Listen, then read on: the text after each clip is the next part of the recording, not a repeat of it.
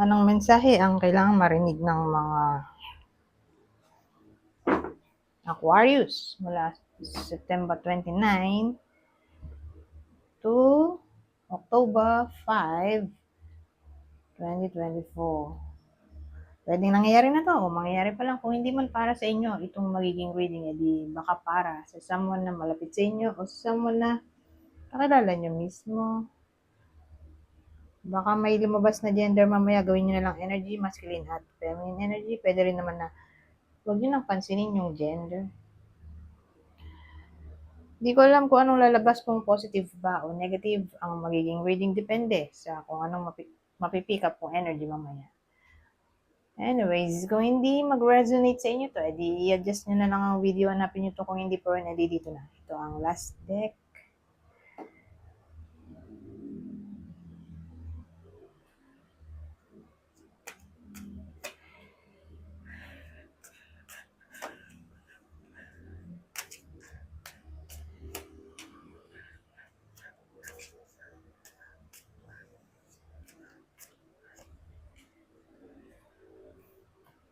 Ano kaya to? Kaloka naman. May lovers tayo.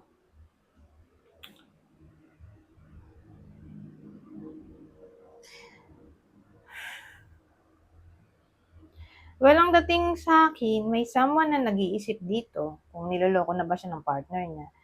Yung tao dito masyadong possessive. Kaya tuloy sa sobrang possessive, parang nagkaroon na siya ng mental problem in a way na natatakot siyang maagaw sa kanya, yung person niya. So, yun yung agam-agam dito ng tao. Whether kayo to, o ito yung person nyo. Pero probably relationship dahil na andito ang the lovers. So again, may someone na nakakaramdam nito, either nangyayari na to o mangyayari pa lang. Marami siyang fears. Kaya ito,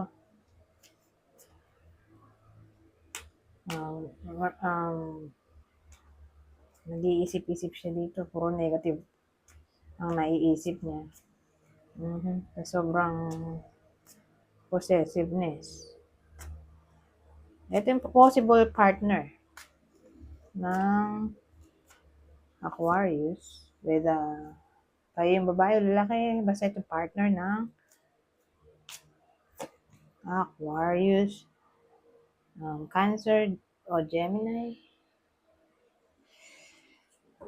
Ngayon, punta tayo dito sa susunod na deck.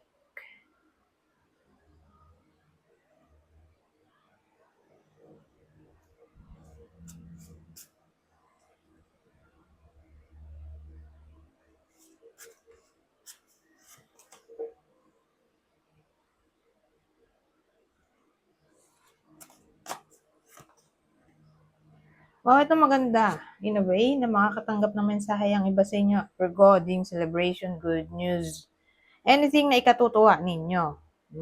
Pwede rin namang invitation to, kung di man kayo yung literal na magse-celebrate sa success na maaaring makuha nyo, baka kayo yung makakatanggap ng invitation para sa celebration ng ibang tao. Okay? Na mahal nyo, parang mahal nyo sa buhay, ganyan. Ang malapit sa inyo. So, ganun lang dating.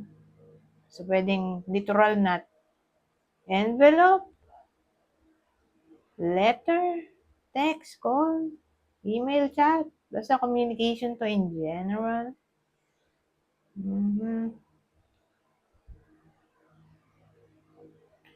So, iniisip ko kung ano kayang klaseng good news ito. Para lang magka-idea yung iba sa inyo.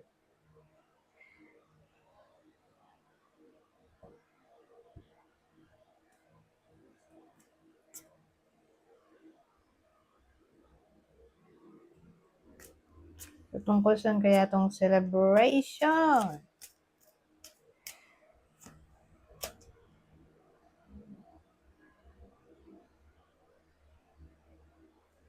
Parang start of something new.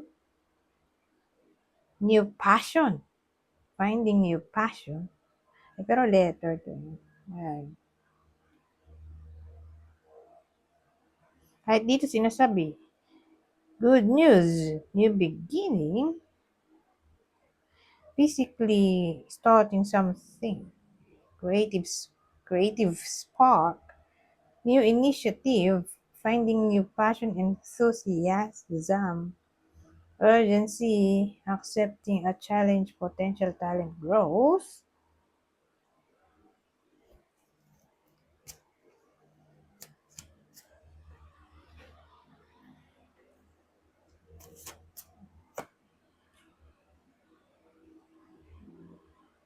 Well, ang dating sa akin, new opportunity to. Kasi, ito, something new. Ito, nagdalawan na. New opportunity.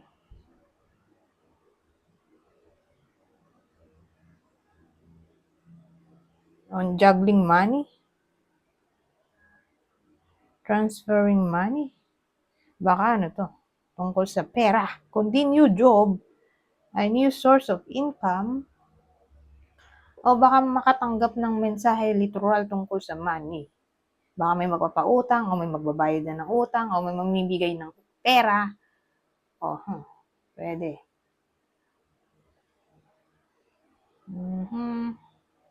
Pero new job, pwede rin naman.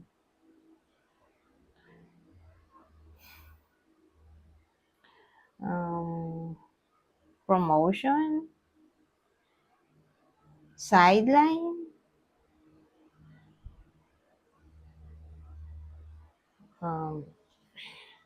new deal, new business, new sponsor, mga ganun. Parang double blessing. Sabihin natin may maganda ng opportunity na dumating sa iba sa inyo. Pero may darating pa ulit na bago. Sabihin natin may work naman.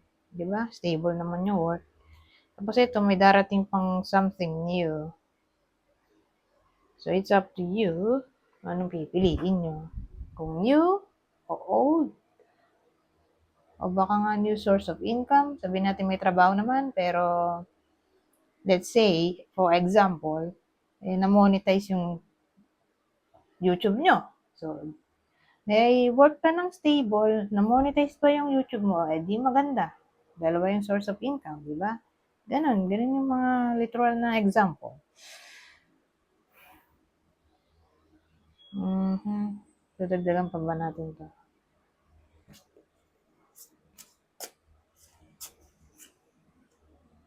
Sospiri. Moyato. Pensiero. Ayan. So, may someone dito na nag-iisip-isip. Ano iniisip nito? Well, kaya siya nag-iisip-isip dito ay dahil may someone na pawala-wala sa buhay niya. Parang nagkakaproblema sila sa communication. Kaya yan. Marami na naman siyang iniisip. Nagiging pessimistic. Ay! Dikit yata tong taro dito.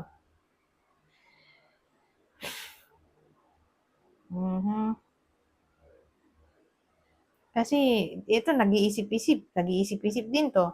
So mukhang konektado eh.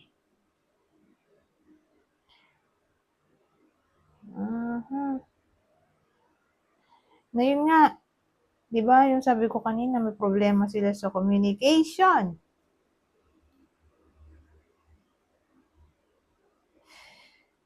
So dahil, kung pagsasama-samahin na natin, dahil may problem sila sa communication, yung may someone dito na nagiging pessimistic in a way na ang dami ng tumatakbo ng negativity sa utak niya. Isa na doon ay kung nag-cheat na ba yung partner niya, kaya ba hindi na nagre-reply o hindi na nagpaparamdam o ang tagal ng reply. Ganon.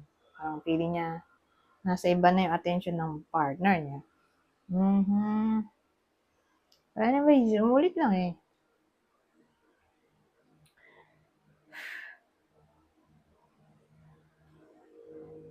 O baka naman kung ito lang, hindi kasama yung tarot.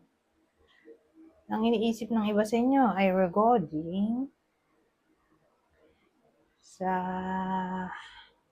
pag-travel o yung nasira niyang sasakyan, pwede rin.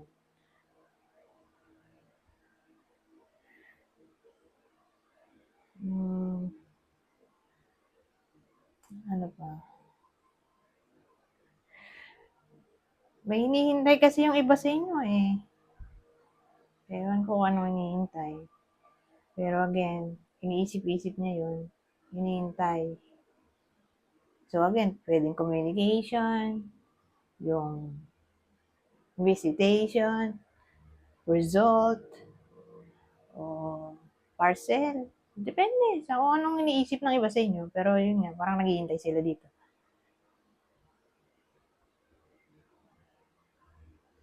O baka nag-expect sila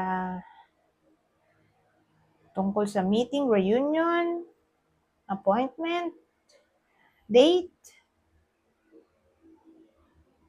of visitation. O baka tungkol nga sa traveling.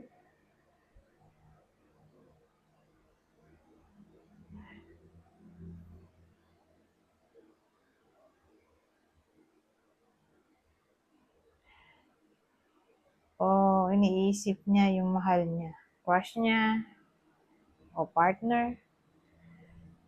Iniisip niya kung mahal din ba siya with crush yan o literal na partner. Na para bang yun yung thought niya. Okay? Yung laman ng isip niya kung mahal din ba siya. Anyways, either nangyayari na to o mangyayari pa lang. Pero ganun yung laman ng thought. Punta tayo dito. Advice na to sa week na to.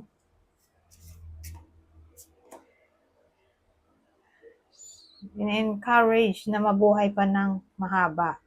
Siguro, in-encourage na have a good lifestyle, eat healthy foods, mag-exercise. May longevity kasi to eh. So, inisip ko, parang mahaba ang buhay. Ni-encourage ang healthy living. Sa week na ito.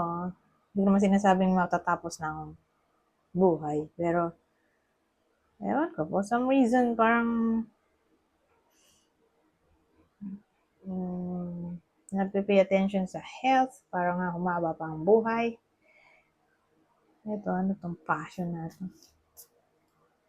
O diet siguro, pwede rin. Wow, passion, affection. So, expect natin na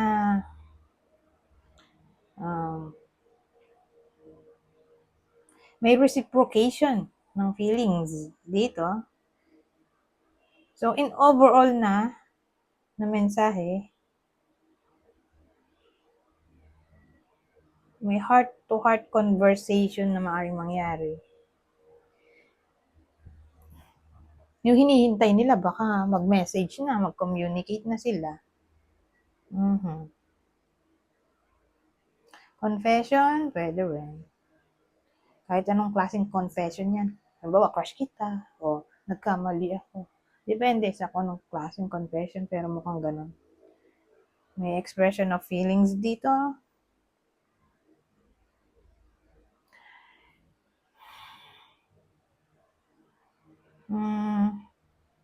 Pwede na yan. Anyways, hanggang dito na lang. Goodbye for now.